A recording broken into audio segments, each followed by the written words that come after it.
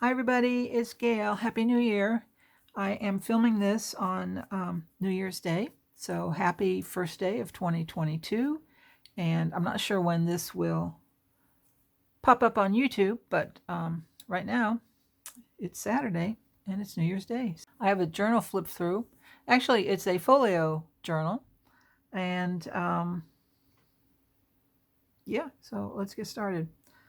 I do apologize in advance. This image on the front of the folio is an original tintype, so it was giving me issues with glare from my overhead lights, and I'll just do my best to work around that. Right now I've got it propped up on a little box, but I know as soon as I start moving this, we're going to get glare spots, so I do apologize in advance. I created the base out of manila file folders, and then I covered them either with paper or cardstock, or in the case of the covers, I covered it in fabric. My inspiration for the folio itself was from Jean at Inky Owl Studio. Thank you, Jean.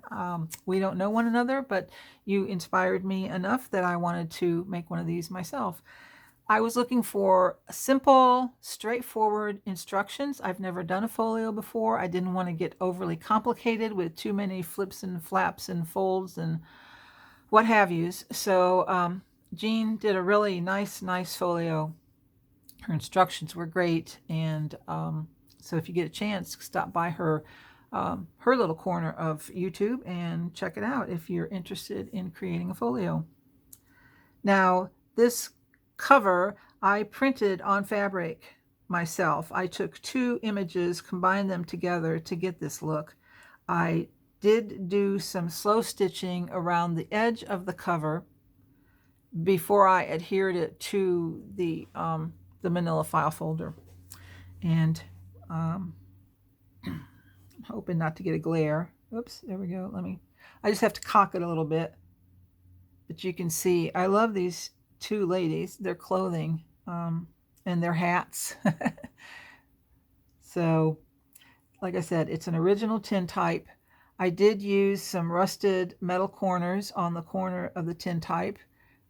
Just to protect it. It has really sharp edges, and I didn't want to leave those exposed. I layered it on top of some vintage laces and some scrim, which is similar to cheesecloth. I did take a small piece of muslin and dyed that. I aged it. I stamped the word memories and then just did a little hand stitching around the fabric. Added a snap just because I thought it was fun, and layered that over a little piece of grungy fabric. I took one of the one of those sayings. Tim Holtz has a couple of different books of sayings. The edges underneath the fabric, I've done some more scrim. I wanted that frayed grungy look, so I added that top and bottom, a couple different fabrics just to get that look.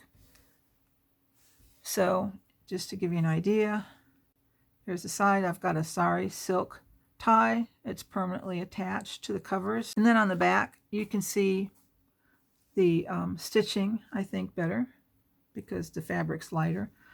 And you can also see the pattern more too. This is, like I said, two separate images combined together. And that image also inspired me for the look of this journal. It is, I think, a TN size, approximately 8.5 tall. I think 8.5. I've got a ruler. Yeah, about 8.5 tall and 4.25 wide. So let's get rid of this glare issue. I will untie this. I have a little box propping this up. I will move it, and we will open this folio. What I did here is I've put a snap. It's magnetized, but I just put a little snap to hold this down, just to keep it from falling open. Or you see there's a little gap, how they'll do, because we've got things behind it. So I just engineered a little snap over it. And this is a paper bag that I've added a tag. All my tags are blank on the back.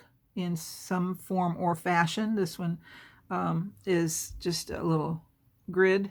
Some of them are just plain blank. And then I collaged on the front of the tag and just added some stained muslin and some vintage fabric. Let's see if I can get it back in there. And then this comes up, this opens, and what we have here is more glare. This is just an old envelope that I had that I collaged on top. I kept the window.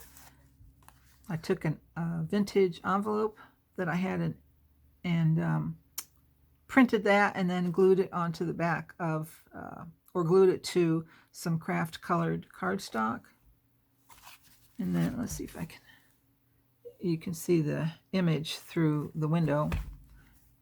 And let's see if I can open this. I have very klutzy fingers, but you can see the inside. Just a salvage piece of fabric off of something, and I stitched it onto the card to make a little tab.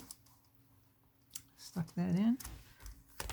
I've added some stained paper on the back for a journaling spot. I added a pocket with, again, another collaged tag. Used some of my vintage papers. Close that up. And then this is a notepad, I guess you would call it. Now I did do some, I altered some things from how Jean did her folio, so I put my own spin on it. So anyway, this lifts up, and what you have here is, again, just journaling spot, note paper. Now what I did different instead of what Jean did is I used one of these, what do you call these? These prong fasteners. So this actually, someone can open this up, take the paper out, and add their own paper to it. So I just thought that made it nice and functional. And then let me slide this down. I don't know. It's so tall when you open it. Can't get it all in the camera. But anyway, this pocket, there is a pocket up here, and it has a journaling card in it. So that just slips right in there. And then that folds down. Get in the frame. This folds up. And then we just have our little fastener. So that is that side of the folio. Then we have the journal. This is off of some Tim Holtz fabric, I think. I found it in my stash when I was looking for, I thought, how am I going to, I want to have a closure on this journal. What am I going to do? And I was just trying all kinds of things, and I was rummaging through my scrap bin of fabric, and I came across this, which is a salvage off the fabric, and okay, maybe I'm weird, but I just thought it was, even though it's not fabric, I just thought it was perfect for this whole folio journal, because it's definitely distressed and has lots of imperfections in it, which was my goal. And then I added just a printed image of this adorable little girl in her hoop, and another saying from the Tim Holtz packages. Here is the journal. Like I said, lots of room for journaling. I collaged the inside, added some vintage lace. I did some embossed stenciling here with modeling paste, did a little stitching on the edge. Just some accounting paper.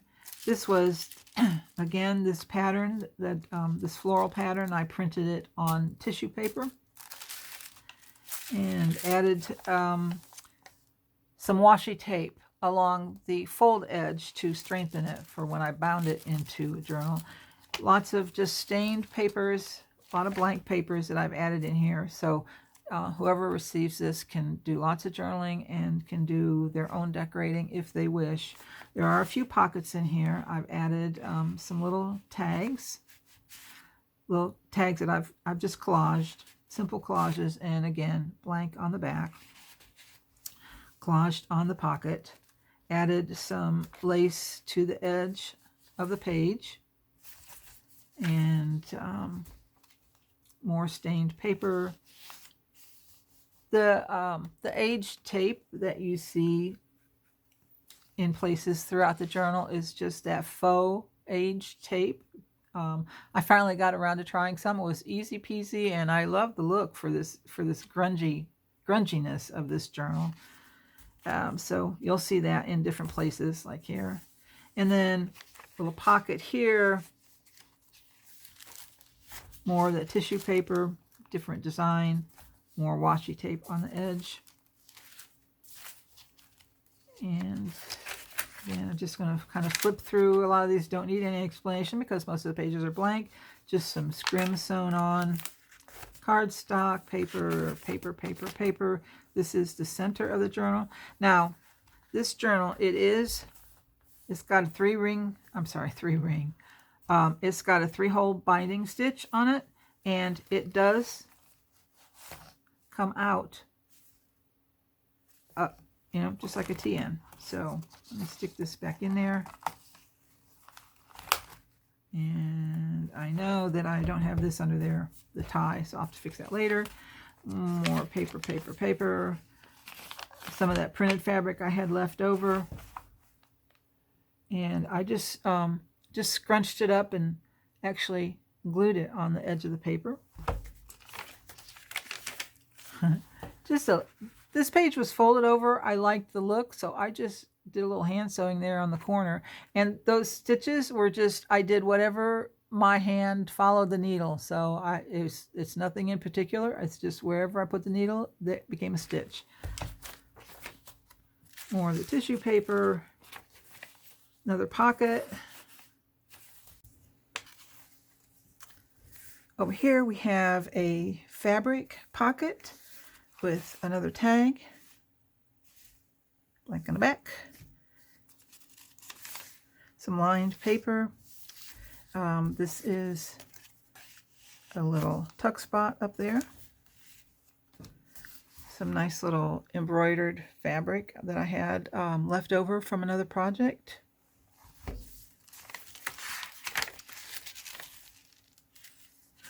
I like the pattern that dyeing did on this paper. More of the tissue paper. Just did some stitching around that last page. This is the inside cover of the journal with more collage on top of that. And then the back of the journal. Let me pull this through. Some of the faux scotch tape, the age tape. I like that look. I'm late to the party, but I'm enjoying myself. I found this in my fabric basket of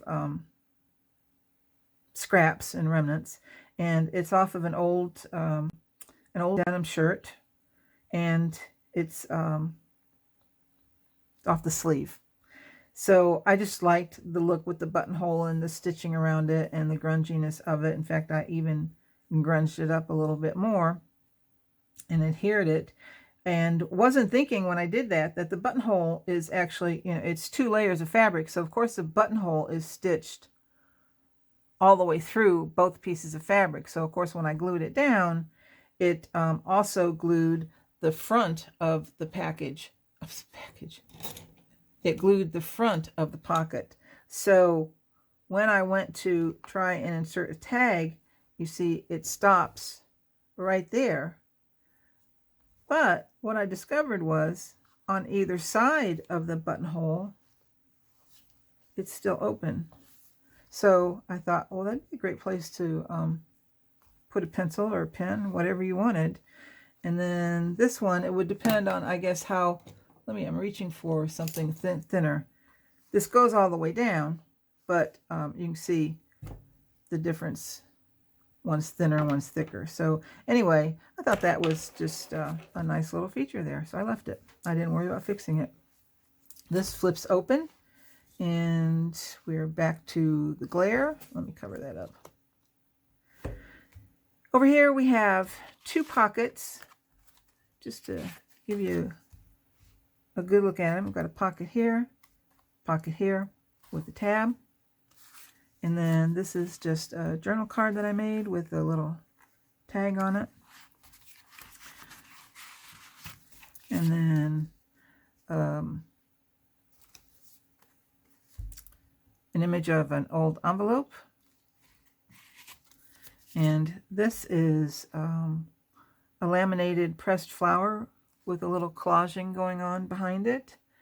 This is, I just discovered there are matte laminating pouches, and that just opened up some more possibilities. So I bought some, and I'll tell you right now, they're very expensive. In fact, the pouches cost me more than the laminating machine. So, but you get a lot of them in the box, and it's not like you're going to race through them really quick and then have to buy another box. They'll last a long time. So I opted for buying some, and this is what I got. And I just like this whole frosted vellum look that the matte laminating pouch gives you. And then over here, this flips open, as you saw. I've got 2 coin pockets on the back, and they have the little Velcro tabs, snaps, whatever you want to call them, and a couple of empty tags on the inside, some images of vintage photos. And then here we have another pocket. This flips up. There is a magnet here, so that helps keep it closed. And then another journaling tag or journaling card inside, and I've done some collaging on top of it. Did some more of that faux tape, and added another Tim Holtz saying. And this flip is actually some cardstock that I die cut a window in, and you can see it's got a little pocket in it. I added some more dried florals in the matte laminating pouch so you can see through it on both sides, and then just did some collaging around the edges. And actually, let me show you a little closer. You have to kind of tilt it up. So again, just another floral design inside this pocket here. And let me stick this back inside. So that closes back that way. That closes that way.